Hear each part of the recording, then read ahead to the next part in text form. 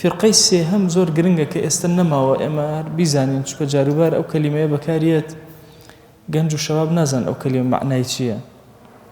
وشەی ناسیبە یان نەواسب یان ناسیبیەکان.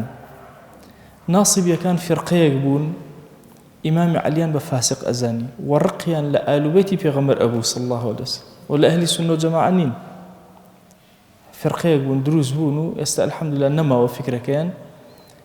عیدای ئەهلی ئالوبەیتیان ئەکرد، ئالی پێغەمبەریان ئەکرد صلی الله عليه وسلم، هەر کەسێکیان هەر لە ئیمامی عەلیەوە، لە سەیدنا فاتیمە، لە حەسەن، لە حوسەین، لەو بەڕێزانەی کە باسم کردوون لە وەلیە گەورانە، هەمووی دژایەتی هەموویانیان ئەکرد، هەموو ئالوبەیتی پێغەمبەر صلی الله عليه وسلم. ئەوش فرقەیەکی زۆر خەتەر بوون.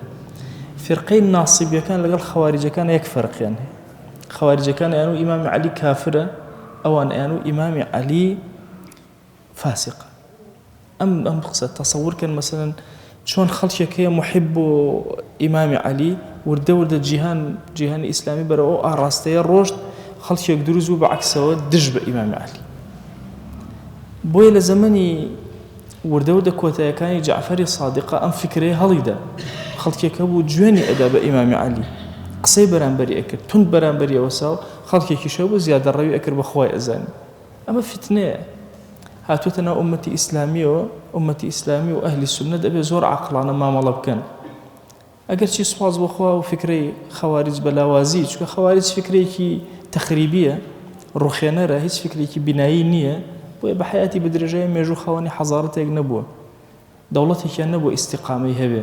حتا ڕافیضە و شیعە چەند گەندەڵ و پیسن، دەوڵەتیان هەر ماوە، بەڵام خەواریج هیچیان نەماوە، ناسیبیەکان هیچیان نەماوە. ئالوبەیتی پێغەمبەر صلی الله عليه وسلم لە دەرسەکانی یەکەمە عەرزم کردن کە لای ئەهلی سونەت و جەماعەت زۆر بە گەورەیی مامەڵە لەگەڵ ئالوبەیتە ئەکرێ. یەکێک لە واجبەکانی سەرشانمان خۆشەویستی ئالوبەیتی پێغەمبەر صلی الله عليه وسلم کە لە هەموو نوێژەکانمانە ئێمە سەڵاوات بە دیداریان ئەنێرین. بۆیە لەگەڵ ئەوە ڕەفزی فکری تەشەیوعەکە ئەکەین لە بەرامبەرە ئەهلی سونەت و جەماعەت دژی ناسیبەش و دژی خەواریجیش.